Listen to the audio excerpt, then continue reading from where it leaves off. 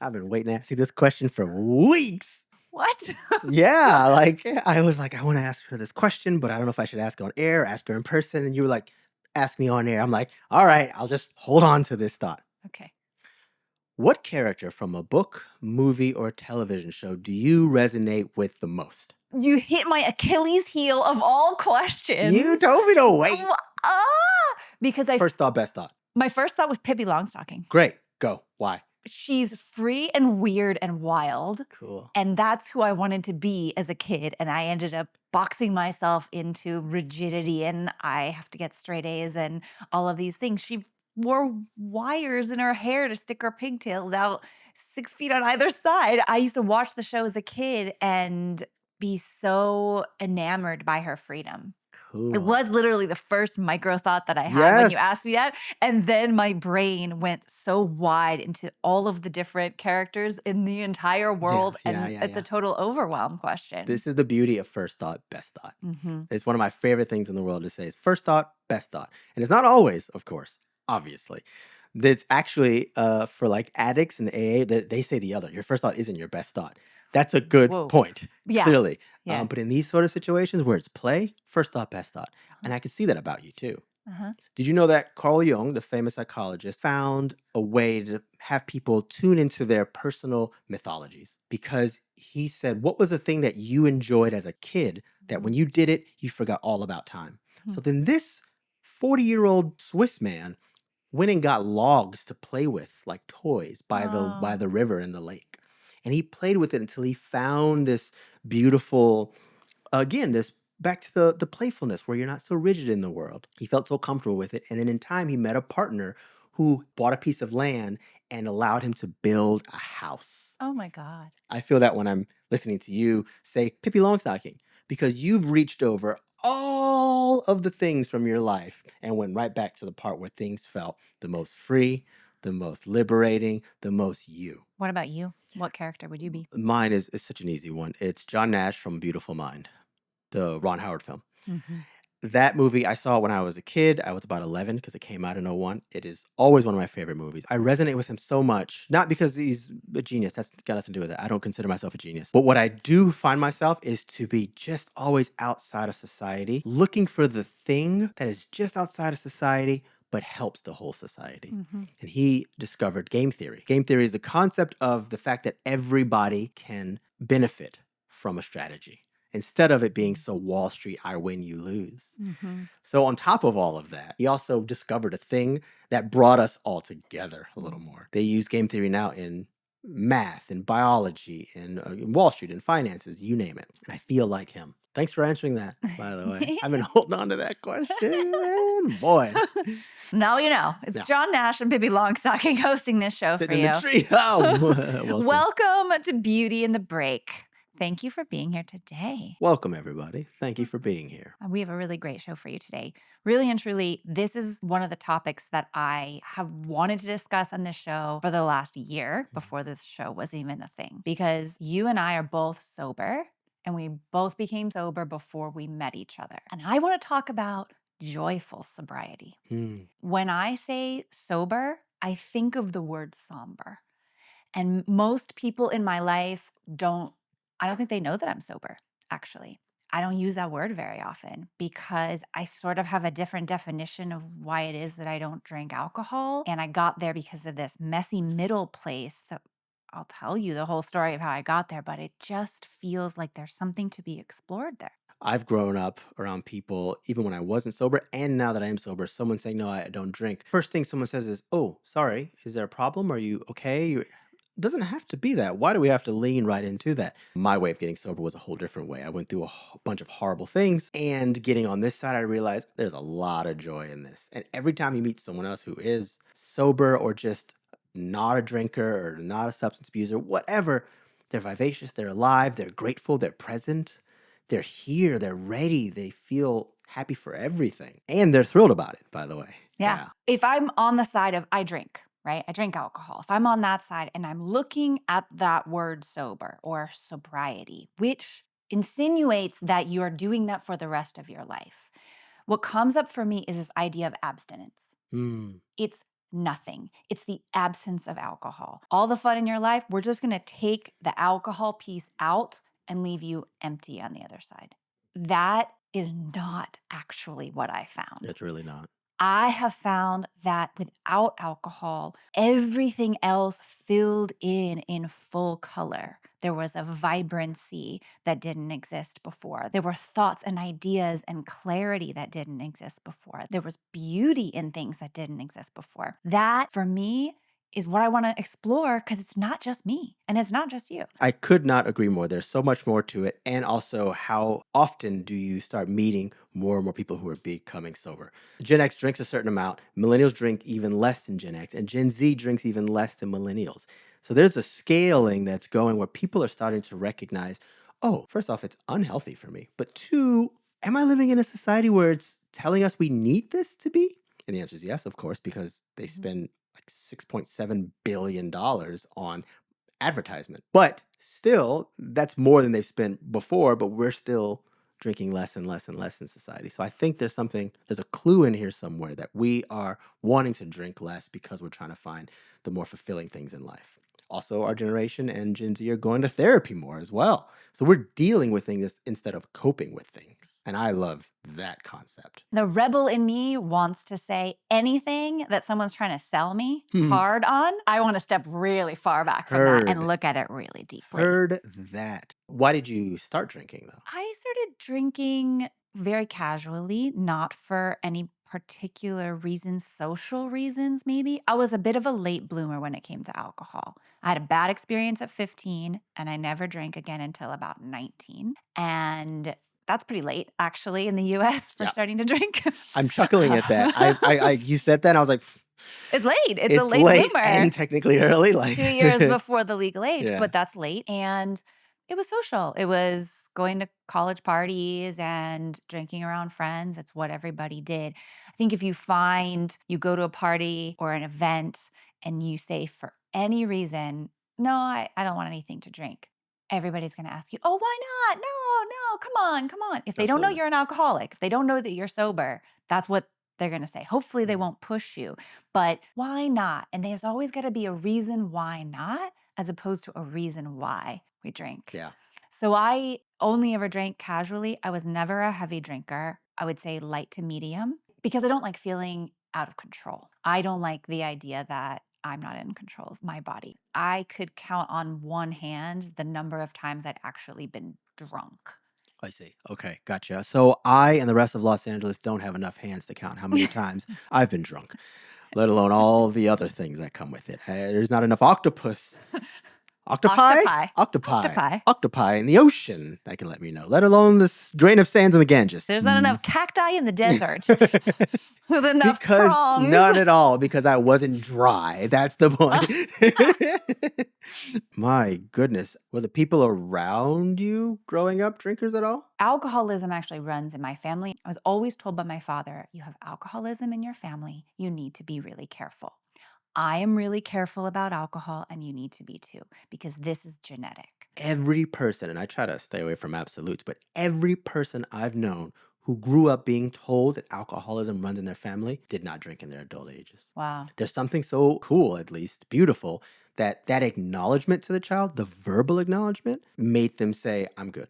My stepdad doesn't drink. He knew it from the beginning. I Mhm. got a ton of friends now who are sober, and all of their kids are like, nah, I'm not interested in it. And the parent told them, Mhm. your father or your mom, I have an addiction. So Mhm. I love that you had that experience too, because it's just another example of that. Yeah. That awareness was so key growing Hmm. up. I was constantly aware of it. And my dad did not partake in alcohol in any great way. Very, Hmm. very casually, Hmm. very small ways. It didn't take me long to start drinking in that case for me. Watching my family do it at some capacity, or indulging in anything for that matter. I definitely had first sips of beer from extended family members when I was 8 or 9 or whatever. But by the time I was 14, 15, I would find a friend who could buy me a whole bottle of Hennessy. And then I would drink that on my own, just completely on my own by myself. Just finish the thing in a night or whatever. And then when I joined a gang, then forget it, where everybody's drinking there. I almost got away from it all, actually, because from about 17 until about 19, I just stopped drinking. I was like, I'm not going to drink. I'm done with it. There's that. And then I started working at a place, and there was a bunch of older people around, and they invited me to their house for parties, and they were drinking the hard stuff, the really hard stuff. And then that started me. It just got darker and darker and darker and darker and darker. But I thought I was just being more social Right. because I always have felt like I'm a little askew from society. I see the world differently. I think of the world Mm. differently. But when I was out with people, I couldn't really connect with them because I was thinking of other things that were more important that we could be talking about or could experiencing. Mm. And then I had a sip of drink or a beer or a whiskey or whatever it was, and then all of a sudden it was the social lubricant was just flying through. I didn't go to college, so my experiences weren't so socially compartmentalized with drinking, right? Like you go through a threshold of like, oh, this is where people are drinking a lot. And if you get towards the end of it and majority of people are drinking less, you might go with the wave a little. I didn't have that. So when I started drinking at 19, it just started opening up itself more and more and more with more hangovers and more whatevers. And because I speak well and I was more social than at the time, I got along with people more, which meant I met a lot of mates more, potential partners. And then that got fun. I mean, how rewarding does this all seem? And to go back to the society showing us this is what we need, everything I saw on television and in advertisements, I was now participating in. Mhm. So it validated my intention so much more, but I hadn't done any of the internal work on me. You were trying to belong Yeah. as somebody who always felt like an outsider. You're the Mhm. John Nash of the Right. your childhood going, "I don't fit in here. I've gotta belong." And really the path of least resistance in social life is to just drink. Put a drink in your hand and start drinking. It's such an easy one. That's the easiest thing to do. It's such an easy one, and it's a little bit of Cardona's law of convenience, if I may say, because there is something to be said of, "I'll do the easy thing now. Whatever needs to if it brings a problem later, I'll deal with it then." Right. And now we're seeing that because we have so many people getting super sober, Mhm. really sober. I mean, I have so many friends of all ages who are sober now because we decided to put the work later. Mhm. So what was your breaking point? It wasn't necessarily a full breaking point. I love this image a lot. The Buddha uses this thing a lot, this metaphor a lot. You have droplets of water, turns into a puddle, turns into a lake, to a pond, into a stream, into a river, and then the waterfall. There's always the direction of where you're going, and then at some point it just collapses, right? So for me, it was what the waking up in the morning being exhausted, being really, really tired, or still being drunk the next morning. Was it the embarrassing text messages that I had sent? And then I got really smart of when I was drunk, would remember that I was going to look at the messages the next morning. So I would delete the messages after I sent them while drunk. Was it that the breaking point? Probably not. There was one year on St. Patrick's Day, I got unhealthily drunk. It's something that I'm not proud of. I want to be as vulnerable as possible for this sort of stuff. And even though it's embarrassing, I want to say it because that's what we should be doing in this world. I was 21, maybe 22. It was 1 in the morning. I was driving home and I had drank since 11 a.m. I don't even know how to explain this whole thing, but at some point in my sleep, I heard a horn honking. It woke me up. I was at the wheel and my car was cutting through lanes on the way to hit this white Escalade. They were waiting for me to pass so they could drive. They had been holding the horn because I was coming their way. I opened my eyes at the very last moment and swerved off. My heart was pounding, pounding. And of course, I mean, that's such a young age. I'm 21, 22. Clearly, that's a wake up call. I got sober at 29. Hmm. So breaking points were just like the signs are there, right? Yeah. Not to mention, I started participating in adult parties that were really dangerous and just not healthy for the world, healthy for my body. I just kept chasing this thing over and over again. Even the accident that happened to me wasn't it. It just wasn't it. What did it take for you? To get sober, what it took for me was to sit and be with myself.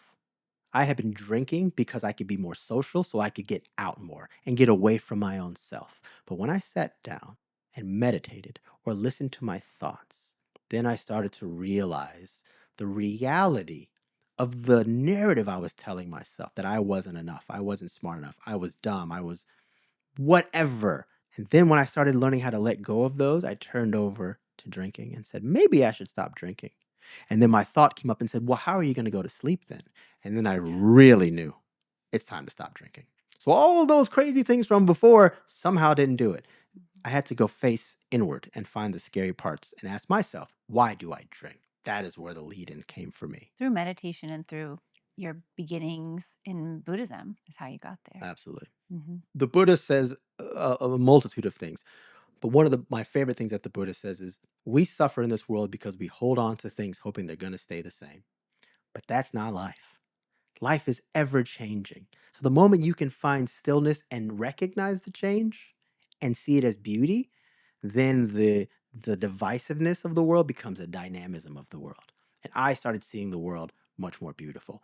And when I saw it beautiful and I started meditating, I looked inward and said, "Oh, this is beautiful too. Mhm. I don't have to poison it or intoxicate it."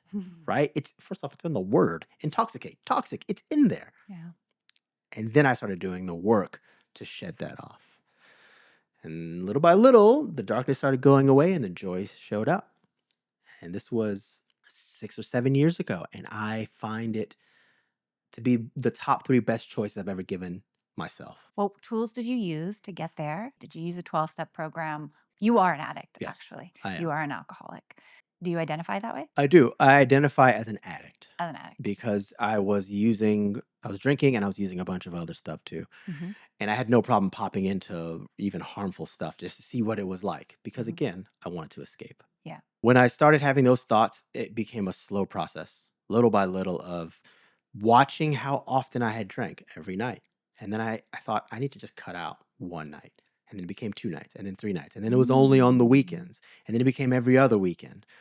And I had talked to my mom about it. And my mom is smart. She knew 3,000 miles away because I had a phone call with her once. And I said, I think I got to stop drinking. She goes, you're right, baby, because alcohol is not your friend. Neither is cocaine. Oh. And I got quiet, and she goes, "I'm your mom, I know." I was like, "Oh my goodness." I was like, "Is she watching me?" "What's going on?" Oh my god. So, I was going through that, and right at this time, I met a friend who the first day we met, he was wasted, drunk and also using. He walks up to me, he goes, "I'm sorry, I'm really, really wasted. Can we just walk together?" And we walked and walked. And he gave me his whole life story. And he's older than I am. So I got to kind of see where it could go Mhm. while listening to him, while I was open to try to learn and change. At the end of the walk, he was like, I want to be friends with you. And then he says to me, if you're willing to put up with this. And Oh. I felt that. He said, are you willing to put up with this addiction about himself? And I felt it. Mhm. I felt how much loss he was feeling in that moment. And it shook me to my core. Mm. I gave him a big hug. I said, I'm always here for you. Got in my car and called my mom. And Mm. she goes, there's your message, son. There's your message. My ego was still running a lot of things still. So I didn't have the strength to say, I'm an addict, I need help. So when I would hang out with him, and by this time he got in the program, I would just ask random questions. What do you do when you have this craving? And what do you do? Uh-huh. And I just took the notes and went home and I gathered the pollen from him and I made the honey in my house, right? Yeah. With a lot of things that you do it your own way. You go in the side door, you make your own pathway Mhm. through. I feel like you did that with alcohol too. Yeah, most things are like that for me. I often almost always try the normal way, and I realize it just doesn't appeal to me, it doesn't fit. I don't get it. It doesn't work out. So over time, I was able to keep reducing when I was using bit by bit. It's not the most common way, obviously. I don't know if it's the safest way, not the most preferred way, but at some point, it started compounding. One day turned into 2 days, right? And 2 days turned into 4 days. 4 days turned into 8 days. 8 days turned into, and then so on and so forth. And I went 11 months or something like that. And I was really depressed. And I was like, you know what? Forget it. Forget it. Mhm. And then after that one, I went really low. And I almost felt like I needed that. And I popped out of it and I said, This is the end of that." Fast forward to where I am now, I'm well beyond 11 months. I'm way, way, way beyond that. And I still get cravings. That goes Mhm. without saying. It's hard to say if you had a breaking point because you're not an addict, but you made a conscious decision at some point to say, I'm just not going to pick up a drink again. Yeah. What was that like for you? For me, someone who wasn't a heavy drinker, I did still drink habitually, you know, at home, but I had gone long periods without drinking, of course, because I've had 3 pregnancies. So I knew that I didn't have a problem in that way because that was never hard for me. Caffeine would be harder, actually. Gonna vouch Um, for that. Gonna vouch for that. Caffeine would be harder. I've always been prone to headaches. And as I got older, I think my body just stopped processing alcohol as well as it used to with So age. common. Yeah. I'm prone to getting headaches if I don't eat enough, if I don't drink enough water, if I'm stressed, if I'm tight, but also alcohol didn't help at all. I would have a half a glass of wine and have a headache the next morning. And then there was a point where I would have a sip of wine and I would immediately get a headache. Whoa. So I had no gains from alcohol and only terrible pain on the other side. And it became like the Russian roulette of alcohol. Of I don't know what I'm gonna get. Today I'm gonna drink and I'll be fine. And the next day I'll drink and it'll be a migraine for 2 days. It was not worth it. And I just stopped. I don't have a day. I don't know what day it is. It's so boring, is the thing. The whole story is so boring because the stopping was not a breaking point. I wouldn't say boring. It's your journey. It's your side. The point that we want to have this conversation is to talk about that it's not all one side, everything breaks. There's some people in the world who just realize, you know what? I could be doing better things with my time. And you can represent that. Yeah. That's who you are as well. You and I are always trying to limit the dichotomy of it's this way or it's that way. That's not how life works. Well, Life is that's an amalgamation of things. So it's your journey. That's what's pitched to you in society is you're either an addict or you can Yeah. drink. And there's not really very much room in the middle for, well, what happens if it doesn't agree with your system? Or what happens if you just don't want to? So I when I put a pause on drinking, I kind of decided I don't want to go back to it ever again. I don't think there's any reason to go back to it. And then all of these other things started happening where I would wake up really clear. I never once had a moment where I would wake up and feel bad. I started being clear every single day. And then I started noticing that the gains I was making in my own personal growth, they didn't get stunted by alcohol because every time I would make a gain, then I would have a couple of glasses to relax at the end of the night and it would set me back again and I have to make those gains again. This path of sobriety made me just climb the mountain and never look back again. I was gaining so much in my own personal growth, which for me is so vital and so important to my life. Oh, I'm getting overwhelmed. Isn't it so precious? You and I's journey are so different, but the things that we align with are the joys. Yeah. Like that's such the human experience. We have such a different way of our approach to getting here. And then the time that we symbolically shake hands are the joys. Mhm. Because I started to recognize how clear I felt every time. And I could again compound the progressive things that I was learning in my life. And then waking up in the morning, still to this day, is one of my favorite things in the Mhm. world.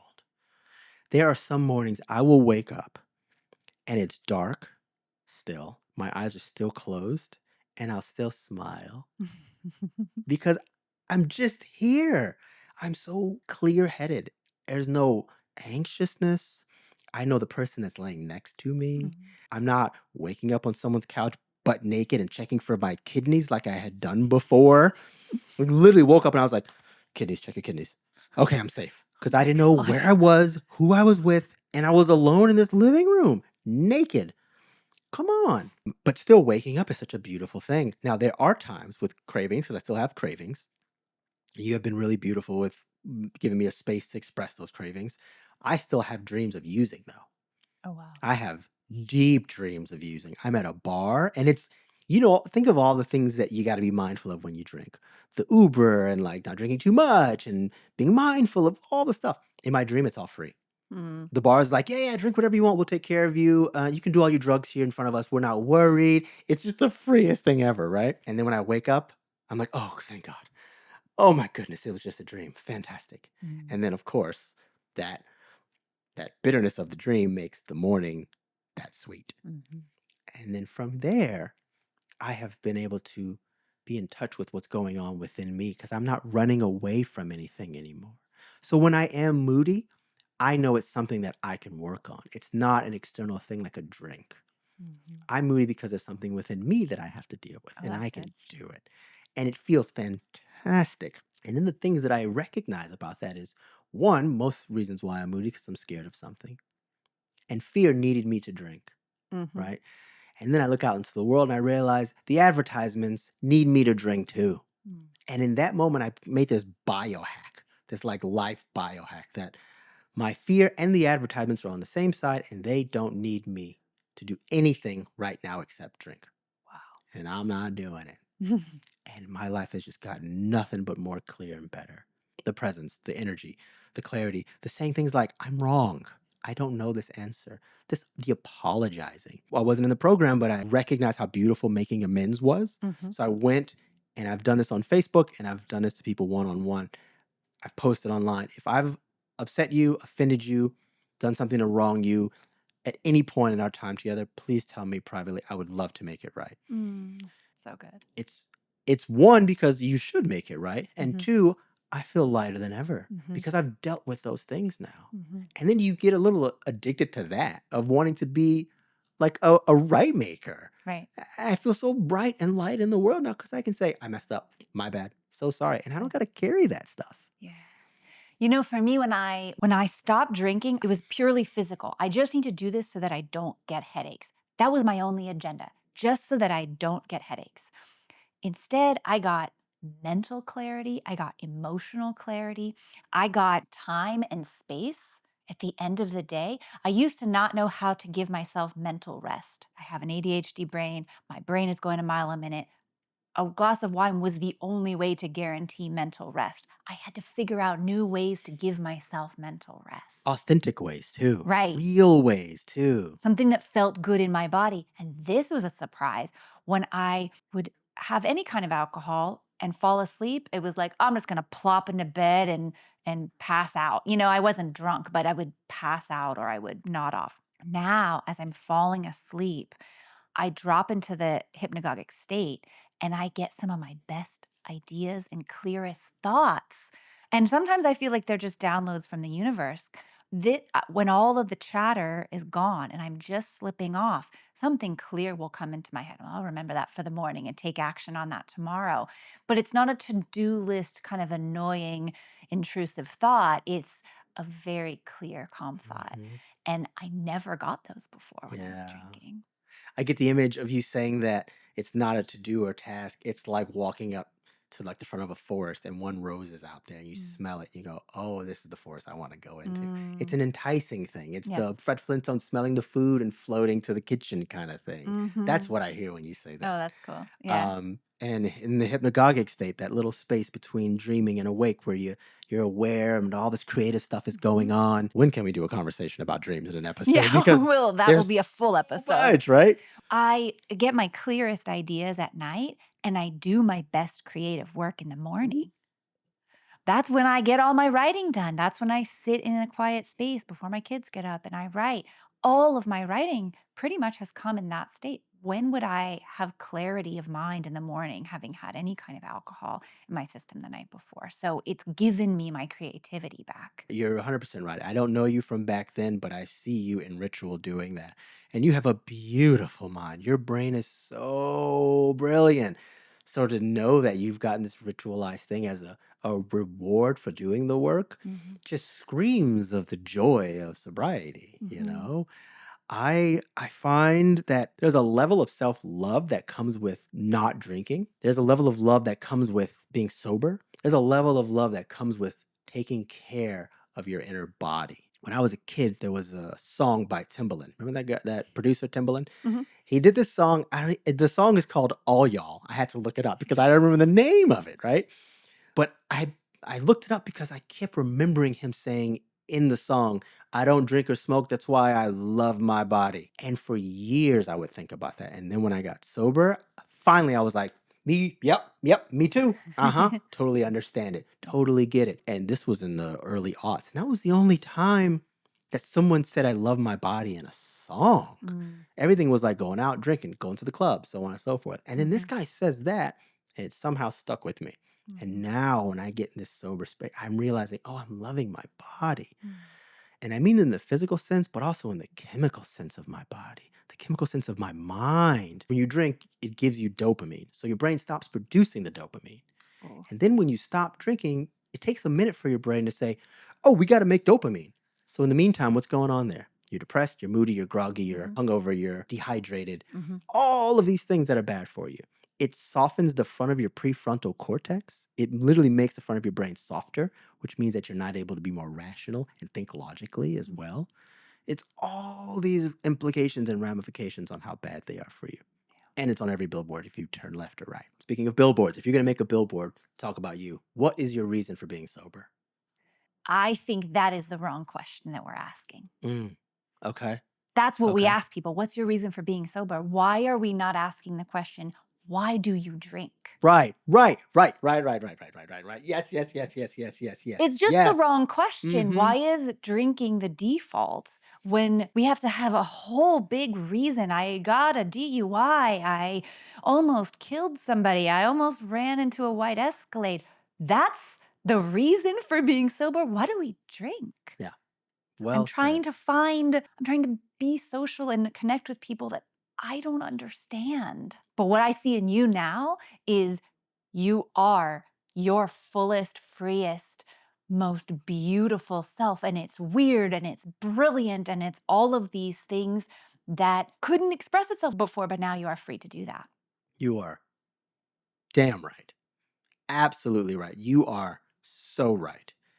It is so much of knowing that the cave you fear to enter, in this case sobriety, holds the treasure you seek, which is your best version of yourself. Yeah. I started drinking at 18, 19, and when I got sober, about a year or two later, I started having these inklings and thoughts and ways of perceiving that I hadn't felt in a while. And then I remembered, oh, the last time I felt it was before I started drinking. Mm. That let me know that all the things that I was trying to avoid didn't go away. It just waited. Yep. And then it showed back up. Yeah. And instead of running from that cave this time, I went inward. I went in and found the monster that was scaring, which, to get a little nerdy here about it, monster, the etymology of it is three different words. And the three different words are monstrum, monet, and monir. Each of them together mean to remind you to think about the divine omen within and without. So that monster was waiting for me, Yeah. and I met it. And now the person you see, and thank you for saying that because I feel so great, is the person that I had to do the work and amalgamate with instead of trying to drown it with Guinness, Sam Mhm. Adams, wine, whiskey. I hear people say, I'm afraid I will be less without alcohol. Mm, I'm afraid I will have less fun. I'm afraid I will have less friends. I'm afraid I'll be less social. I'm afraid I'll be boring. And what I want to say to those people is you are going to be more. You're going to be more vibrant. You're going to be more colorful. You're going to be more of the unique person that you are inside that's being numbed or dulled by the intoxicant. You're going to be more, and your more is beautiful. I've only discovered more on the other side. So that's right. You're right. And have we met any person in our lives? Have you personally, or have I met anybody who's like, I'm sober. I It really regret sucks. Yeah. it. I've seen people who are doing sober October or dry January and it's bugging them, but they have an end date they're looking for. So they're not present. They're already thinking about the end date. But I haven't met a person who has said, I'm sober and I hate it. Yeah, They talk about how challenging it is. it's I get challenging cravings constantly. for sure. I lately haven't had many, but there was a while I was getting 3, 4 times a day in a weird place too. There's a bar in the valley here that opens at 8 a.m. and I drove by at like 8:30 and this woman was walking in, this older like 70-year-old woman was walking in and I thought I'm so jealous of her. I'm so jealous. And my next thought was, why? Today's great for you. You got a great day going on. And that's okay. You have that feeling. It's beautiful that you have that feeling because you're being aware of it. Yeah. But why? For what? For what reason? Oh my god, you say that all the time. Yeah. It would be a great day to get drunk. Oh, that Yeah. looks so good. Hmm. I don't personally have those, but you have them all the time. Yeah. It's really interesting to watch you say out loud, "Oh, it's a great day to get drunk," because I think of you as such a sober Hmm. person that Hmm. you're so content and connected with your sobriety, but there is still that part. So what do you do when you feel that and when you see that? Thank you for asking that question. I'm a big believer of individuation, which is a Jungian practice of finding the dark parts of you and listening to them for what they're actually trying to say to you. I think every demon that lives within us is just an unheard angel ready to be spoken for. So my job is to turn to that and say, what are you actually trying to tell me? At 8 a.m., you want to go drink? Are you worried about failing for the day? Do you want to Mhm. avoid the task you have at hand? Are you scared of something? Are you fearful of these things? And over time, I've done that work. And usually I can pinpoint what it is. It's either, and this is most people, had a bad day, I want to go drink. Had a great day, want to go drink, Mhm. right? It's a way of pushing away of both sides in order to escape yourself from it. And this wanting to escape is a fear thing. It can also be anger, but anger is a secondary emotion. Anger usually comes from trying to mask fear. So I usually go with fear. So when I know that, I get those cravings. Two things. I say them out to you, Mhm. which I'm grateful for. Before I was with you, I would say it out loud to my own self because I wanted to, again, turn to that demon and say, what are you trying to tell me? 9.9 out of 10 times, it says something and then it just starts to dissipate much quicker than if it was in the back of my mind and my amygdala being this scary ghost behind me. I verbalize it and I phrase it. I give it a word, a title, an image. And it goes to the prefrontal cortex where I can put a name on it. And then I can get my hands around it. Mhm. And then I can listen to it. When I can listen to the demons that live within me, they turn into angels and they become a part of my mission. I think what's so cool about living today with the world of sober living is that there has been so much changeover in what's available to us in the non alcoholic department. I have a friend who's a bartender who will constantly tell me, "Hey, we just got this new non alcoholic spritz in or whatever it is. Come down to the bar. I'm making new things, new concoctions. I want you to try one of my recipes." We live in a great time for this conversation, which I love. A couple years ago, I remember when Miley Cyrus posted that she was sober. And then it was like Rolling Stone or some other company that had nothing directly to do with her posted it and celebrating her on Instagram. Mm, And the comments were full of mm, celebration for her. yeah. That wouldn't have happened in the aughts, that wouldn't have happened in the 90s, and so on and so forth. It's really cool, and there's a new bottle shop that Mhm. opened up in Pasadena Yeah. called Burden of Proof, and it's all non-alcoholic bottles, and I have been there, and they are so lovely. It's like this hipster Brooklyn Mhm. couple Yeah. who's come to Pasadena, and they opened up this little bottle shop, and we were we can be skeptical when it comes to good wine that's non-alcoholic, and we've had some really bad non-alcoholic wine, but they had a taste test, and we tried red and white and prosecco, and it was It delicious. was really good, surprisingly really good. We love their stuff over there, and this is not a paid advertisement by any means, but we did call our friends over there and said we were gonna mention them in this episode, and they agreed to give our listeners, if you're in the LA area, 20% off your next order. From now until July 17th. That's really nice of them. Yeah, So cool. they're lovely. I want to speak to the sober, curious person listening, or someone who might be curious now that they've listened to this episode. You've just heard our takes on it. But what comes up for me all the time when I talk about sobriety, if I choose to talk about it, is that the commitment to a life without alcohol is a huge act of surrender. And I think we should be doing more of that in our life. It's uncomfortable to sit with the idea of never having a drink again. And there's a difference between this all or nothing way of thinking about anything in this world, but especially alcohol. Let's remove the idea that it has to be all or nothing. And let's just look at our relationship to alcohol. Why do we choose to drink? What is the gray area here for you? For me, when I looked at it really deeply and said, why am I drinking in this situation? Why am I drinking in this situation? I realized alcohol did nothing for me. So I ended up on the nothing side. But I could have easily ended up on the side of, I'll drink once on my birthday and once at New Year's, or somewhere in the middle. It doesn't have to be all or nothing. Well, we have a treat for you today. We have put something together for you. We have so many beautiful, sober friends that have lovely words of wisdom. Yeah. So we've kind of put them together and they want to share some of their wisdom with you as well to anybody out there who's curious. And as LeVar Burton says, you don't have to take our word for it. What's something beautiful about getting sober?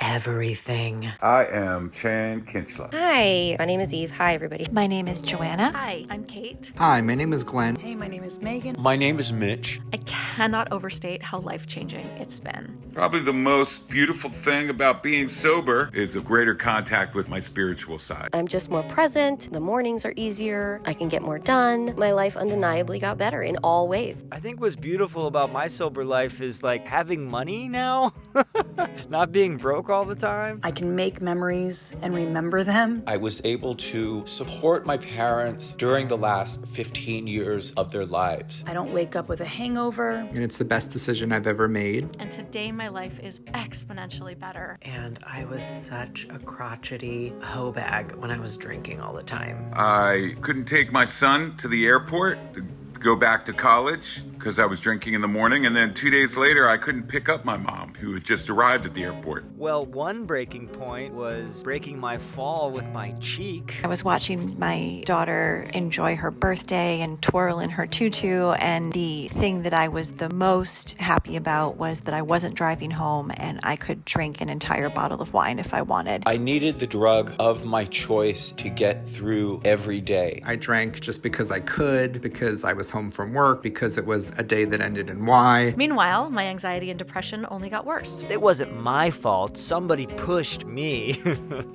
Denial. So I just decided that I would see if my life got better if I didn't drink for 100 days. I was sort of disappointed to discover that my life got so much better. I read This Naked Mind by Annie Grace, and that book changed everything. And suddenly it all made sense. Why I couldn't sleep, why I was anxious and depressed, why alcohol is addictive and carcinogenic, whether or not you fit the definition of a, quote, classic alcoholic. I stopped drinking immediately, and I never looked back. And I loved still being able to bring the party. I'm still funny and fun. I have more fun now, and there's so much to do socially without alcohol. So I'm far more social now than I ever was. It's a beautiful thing. Beautiful. Beautiful thing. I'm so grateful for all of it. And I'm so grateful. I'm so grateful. Grateful. I'm grateful every day. So if anything I've said resonates, maybe give sobriety a try. Truly, 10 out of 10. Highly recommend. Oh, how could I forget? Sex is way better sober. Duh.